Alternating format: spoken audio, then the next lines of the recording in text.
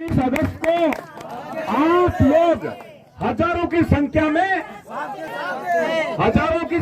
आप लोग आपके भाई की इज्जत जो दांव पे लगी उसके अंदर जो आप आ जाएंगे और मेरा जो खून आप खोल देंगे तो आपका खून भी खुल जाएगा और राजस्थान के मुख्यमंत्री महोदय से कोई इतनी बड़ी चीज ले लेंगे जो तुम जिंदगी में कभी सोच नहीं सके। सबके लिए पट्टों का ऑर्डर करवा देंगे, सबके लिए मकान बनवा लेंगे और सबके लिए छात्रावास की बात कर लेंगे। ये आपका होगा। मगर मेरा एक आपसे निवेदन है कि आप सब लोग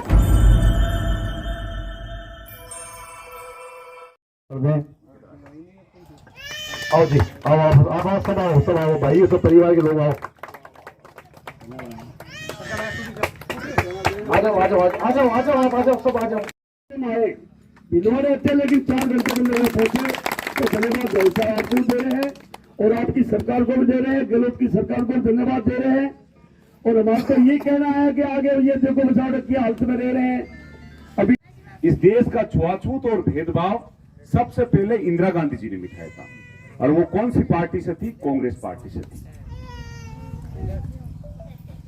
अब जो सरकार है ऐसे लोगों के हाथ में है, जब केंद्र में बैठी हुई मोदी जी की सरकार है, बैरिगों की सरकार है, आए दिन गरीब आदमी पे वजन लदी जा रही। पहले गैस का सिलेंडर केवल 600 रुपए में, 400 रुपए में, 300 रुपए में मिलता था और अब हालत ये होगी कि 800 हो गया, 800 के बाद सीधा 1000 हो गया और 1000 के बाद अब 1200 हो जाएगा और आप देखना अगले 6 महीने के बाद 1500 तक भी पहुंच जाएगा।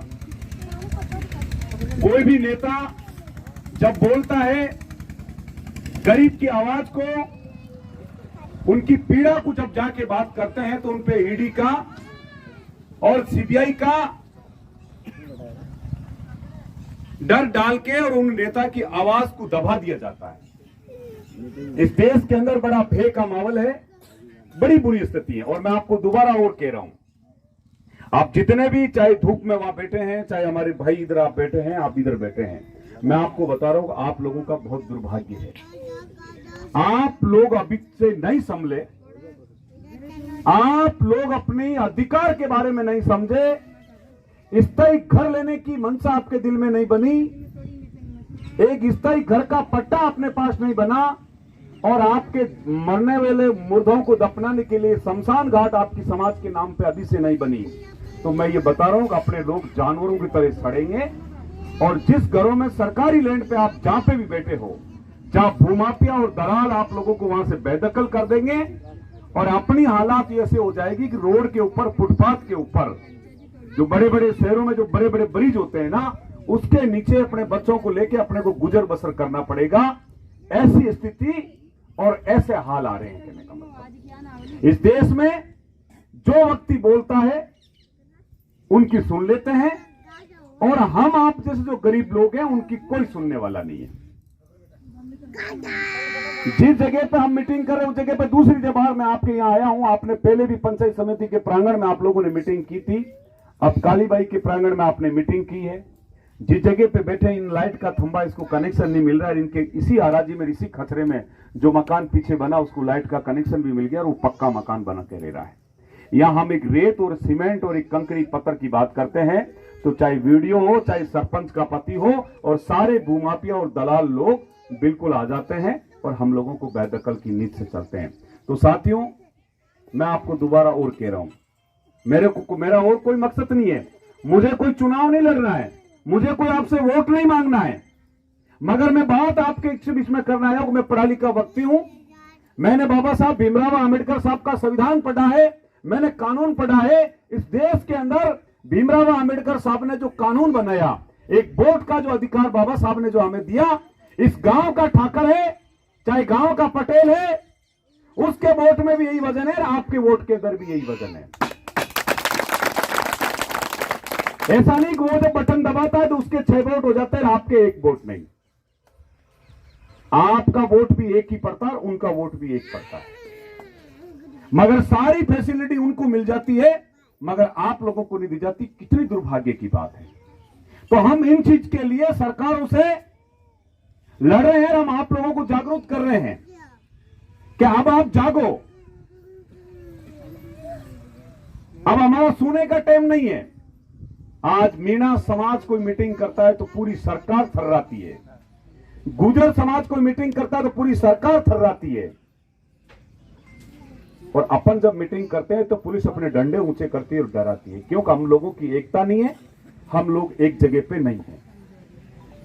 दुर्भाग्य इन बात का, समाज में शिक्षा का अभाव रहा है, पढ़ाई लिखाई में हम भरोसा नहीं करते हैं।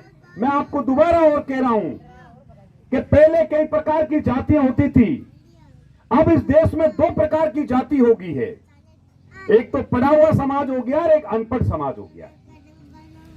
जो समाज जो पढ़ाई कर लिए वो अच्छे बंगलों में और 80 फैसिलिटी के अंदर अपना मकान बना के और लग्जरी लाइफ, भैया इसको बंद कर ले, काम कर रहा है, लग्जरी लाइफ वो लोग जी रहे हैं, कहने का मतलब।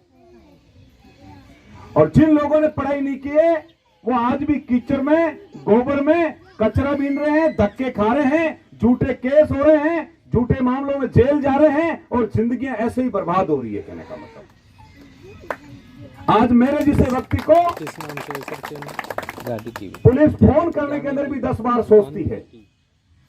मेरे परिवार पर, मेरे घर पे पुलिस आने के लिए 10 बार सोचती, क्यों? उनको पता है कि ये पढ़ा लिखा है और ये पूरे देश का नेतृत्व कर रहा है।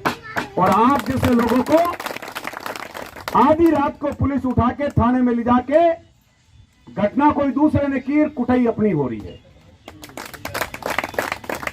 चोरी किसने की है, डाका किसने डाला है, कुटाई अपनी हो रही है। और 3-3 दिन हमें रखते हैं और जब चोर मिल जाता है तब हमारे को ऐसे ही ठोक पीट के छोड़ दिया जाता है, एक धन डांडे की तरह। तो साथियों, मैं तो आज आपसे यही गुजारिश करने आया हूं, मैं आपसे निवेदन करने आया हूं कि आप लोग, चाहे माधुराजपुरा क्षेत्र हो, चाहे फागी हो, चाहे टोंक हो, चाहे दूदू हो, चाहे बगरू हो, इन क्षेत्र में मुझे पता है कि मोगिया समाज, मोगिया या बावरिया समाज काफी संख्या में आप लोग निवास करते हैं। और हम लोगों से, आपसे उम्मीद है कि इस बार घुमंतु जातियों के ऊपर इस देश के अंदर जो अंग्रेजों की सरकार बनी थी, वो सरकार काला कानून लगा के गई। आप तो इस लोकतंत्र की बात कर रहे हो, इस लोकतंत्र में तो आपको दर्द मिला है, हमें भी पता है। मगर जब इस देश के अंदर अंग्रेजों की सरकार थी, उन्होंने भी हमारे लिए बहुत बड़ा जुल्म किया है, हमारे पे काला कानून थोप के गए। वो हमारा कोई भी परिवार का व्यक्ति जन्मजात हमें अपराधी घोषित करके गए। वो हमारा कोख से बच्चा पैदा होने वाले को भी अपराधी, और हमारे घर में कोई भी बेटा बाप से मिलने जा रहा है या पत्नी पति से मिलना जा रही है या बहन भाई से मिलना जा रही है, तो संबंधी उस टाइम का जो दरोगा होता था, थानादार, उस पे कागज लिखवाना पड़ता था, साहब मैं मेरे भाई को मिलने जाना चाहती हूं। वो परमिशन देता तो अपने मिलने जाते थे, और वो परमिशन नहीं देता तो कई वर्ष बीत जाते थे, हम मिलने नहीं जा सकते। यानी इस गांव से उस गांव अपन नहीं जा सकते थे। तो जब अंग्रेजों से देश जब मुक्त हुआ, जब इस भारत के प्रथम प्रधानमंत्री माननीय जवाहरलाल नेहरू हुए, तब उन्होंने चित्तौड़ में बहुत बड़ा एक घुमंतु जातियों का जब सम्मेलन हुआ, तो उसमें उस काले कानून को उन्होंने खारिज किया। वो दिन कौन सा है? 31 अगस्त, जो भी 31 अगस्त आएगी, जिसका हम मुक्ति दिवस मना रहे हैं। अभी कुछ दिन पहले 15 अगस्त जो निकली, आपको ध्यान है, आप लोगों ने झंडे भी ले रहे होंगे, और मोदी जी वहां बैठ के झूठ बोल रहे थे कि मैं उस टाइम तक तो सबको घर दे दूंगा, मकान दे दूंगा। आप लोगों ने अपने तंबू पे भी भारत माता का झंडे को निमन करके आपने झंडा ले रहा होगा। मगर अपन तो अपने शब्दों के पक्के हैं, मगर वो ऊपर बैठे हैं केंद्र की सरकार, वो उनके शब्दों पे पक्के नहीं, वो झूठ बोलते हैं। वो कहते हैं कि इतना टाइम तक तो मैं 2020 और 2022 तक तो मैं सबको पक्के मकान दे दूंगा। क्या आपको पक्का मकान मिला? नहीं। तो वो झूठ बोलते हैं। तो जैसा आप लोगों ने आजादी का जश्न मनाया, भारत माता का तिरंगा आप लोगों ने लहराया, वही दिन अपने लिए 30 अगस्त आ रही है। वो 30 अगस्त अपने लिए एक आजादी का दिन है, और उसको हम इस बार धूमधाम से मनाना चाहते हैं। और राजस्थान के लोकप्रिय मुख्यमंत्री, और मैं आपको दोबारा और कह रहा हूं कि ऐसा मुख्यमंत्री आपके राजस्थान सरकार को नहीं मिलेगा। और जब तक अशोक गहलोत जी हैं, जब तक घुमंतु जाति के लिए कोई और को छोटी मोटी स्कीम बना जाएंगे, मगर इसके बाद तो सरकारें आएगी, वो केवल अपना जेब भरने का काम करेगी, बड़े बंगले बनाएगी, वो गरीब की नहीं सुनेगी। आप सब लोगों को पता है, अगले 1-1.5 महीने पहले मानसरोवर में महाराज की बस्ती में आग लग गई थी। जिन गुंडे मोबाइलों ने आग लगाई थी, अपन सब लोगों ने मिलकर संघर्ष किया।